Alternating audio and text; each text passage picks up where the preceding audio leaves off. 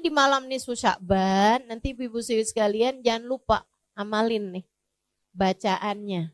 Yang diajarkan, yang dilakukan oleh para guru-guru kita. Kabarnya ini diajarkan dari Nabi Muhammad. Sebab para sahabat ngamalin, para tabi'in ngamalin, para ulama-ulama sepanjang zaman ngamalin, Bu.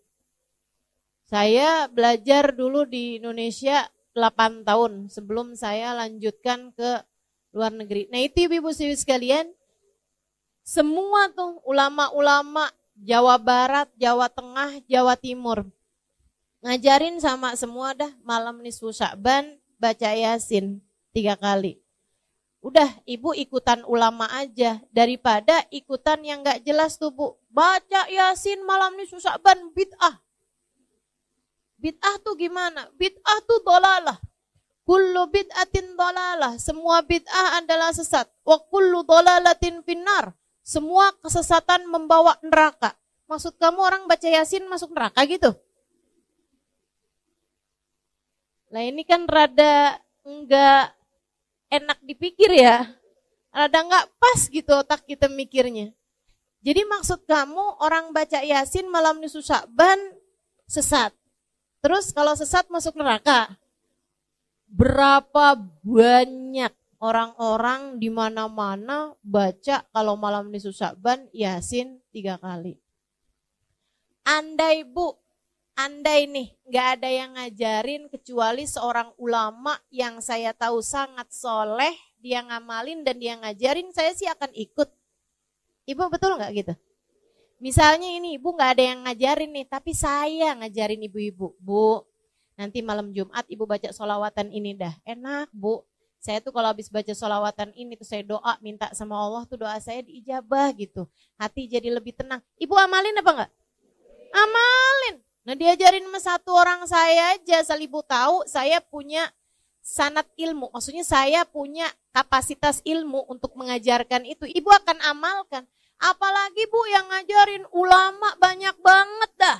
Dari di Indonesia sampai ke luar negeri. Dan Nabi Muhammad telah mengatakan, lan tajtami' ummati ala dhalalah. Umatku ini gak akan pernah sepakat dalam kesesatan.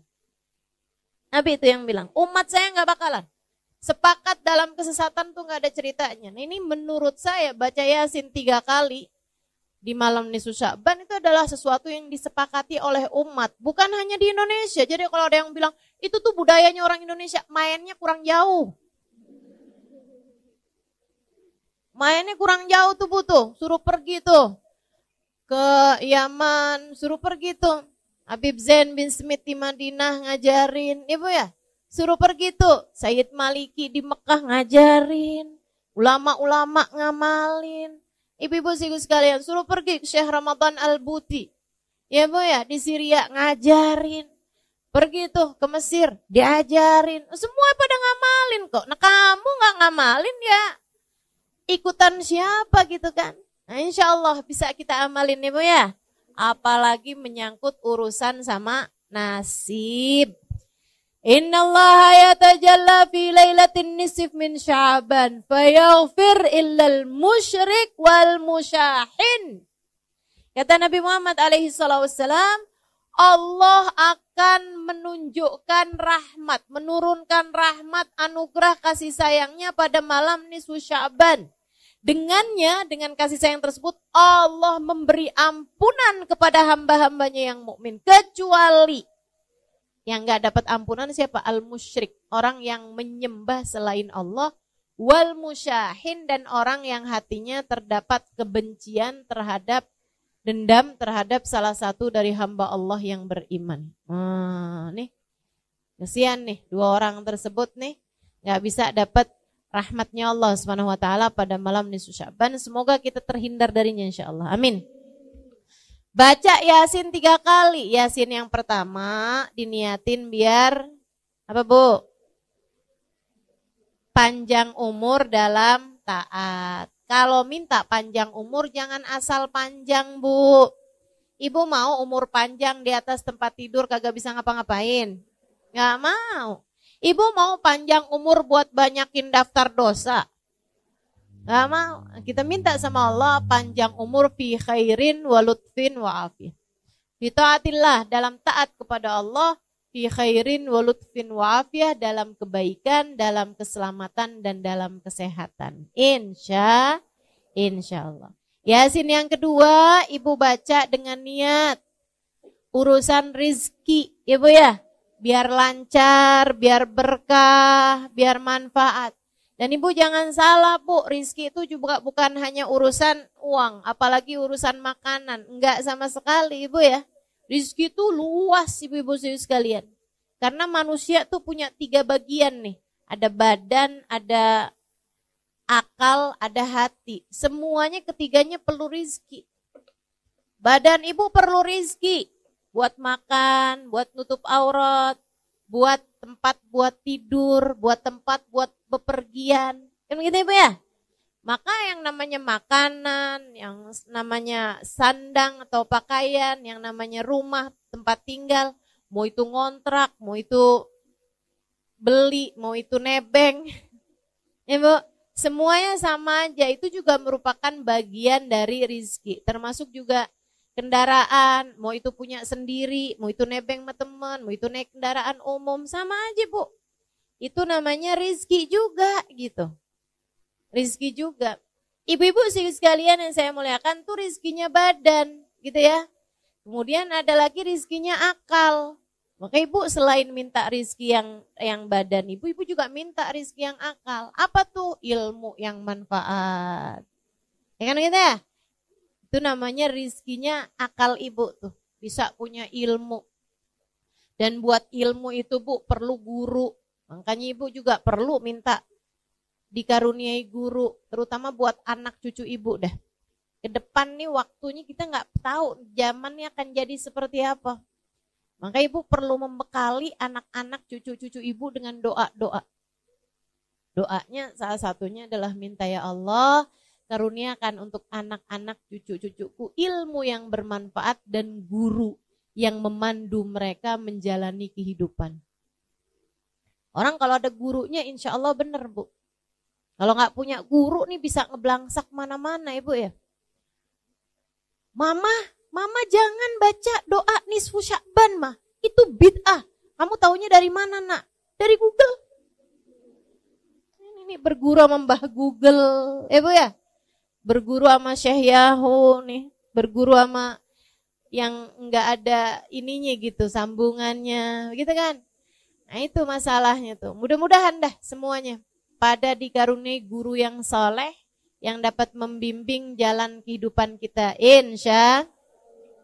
Kata Allah dalam Al-Quran, wa man yudlilillah falan tajida lahu waliyan mursyida. Siapa yang disesatkan oleh Allah, Allah tidak akan memberikan padanya seorang guru pembimbing.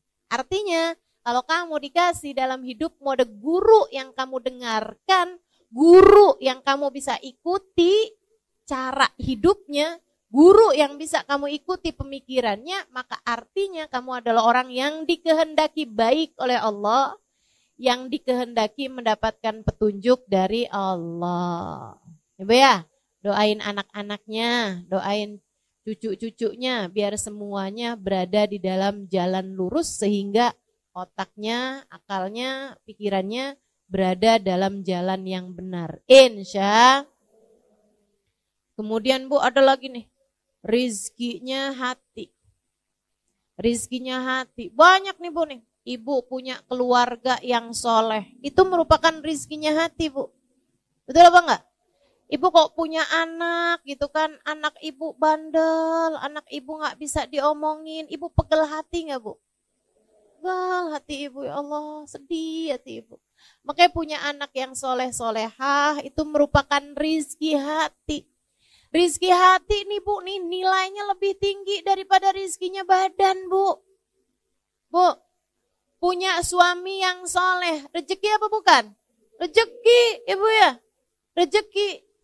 Punya suami yang soleh lebih baik daripada gak punya suami. Tapi Bu, punya suami yang megelin, mendingan kagak punya suami dah. Betul gak? Betul gak?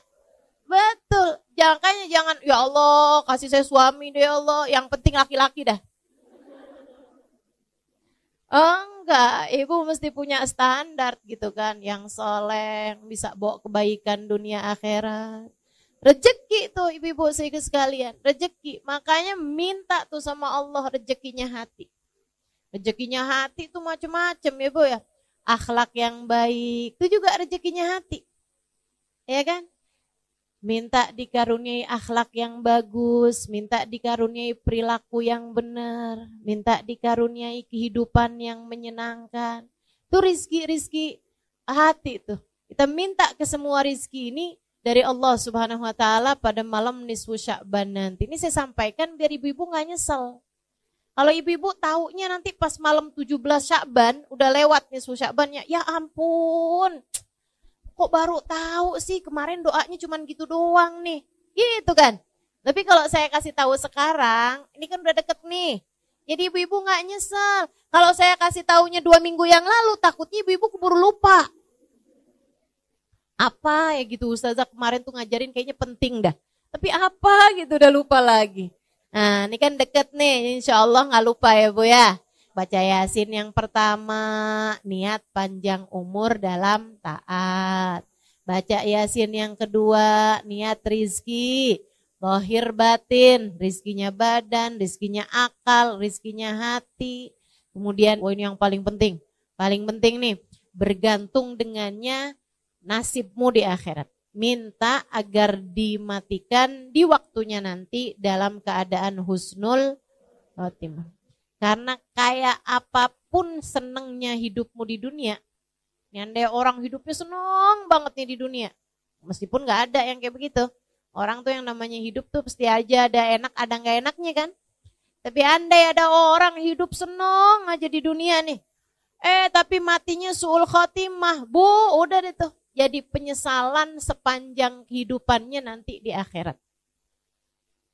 Sebaliknya, kalau ada orang hidupnya susah terus, tapi matinya husnul khotimah, udah tuh. Bakalan jadi kesenangan nantinya di akhirat. Lupa sama semua kesusahan kehidupan kalau dia matinya dalam keadaan husnul khotimah.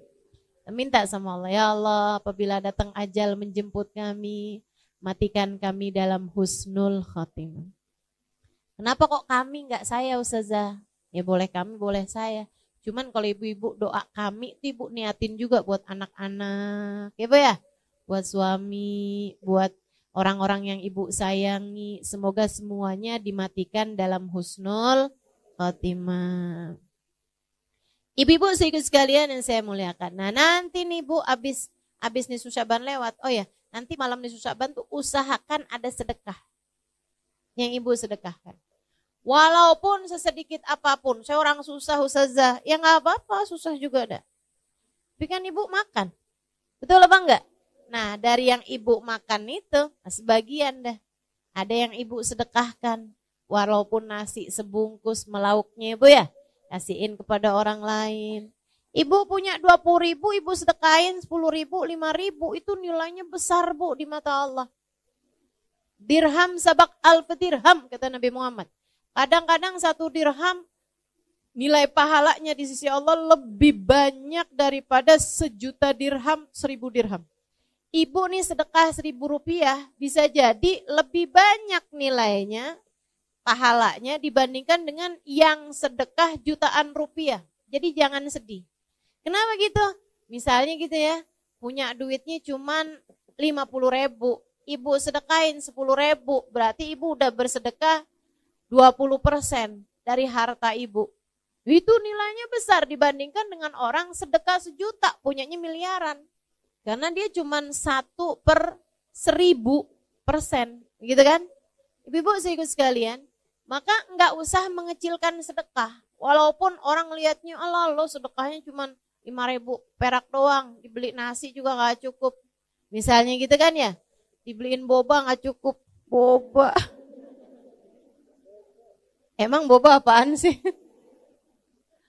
Ibu-ibu sekalian, Jangan mengecilkan sedekahmu. Karena nilai sedekah tuh Bu, nggak dihitung dari nilai sedekahnya berapa. Allah tuh suka ngitungnya dari seberapa pemilikan hartamu. Gitu. Aja mudah-mudahan pokoknya malam ini Sya'ban usahakan ada sedekah yang kita sedekahkan. Allah tuh suka nggak tega. Kalau ngelihat hambanya yang sedekah tuh Allah suka nggak tega. Ya ampun, ini dikasih sedikit aja bisa ngasih sama orang lain. Bakalan aku kasih banyak dah gitu. Nah, tuh nanti sama Allah Subhanahu wa taala dilipat-lipat gandakan, disenangkan dunia akhirat. Insya Allah.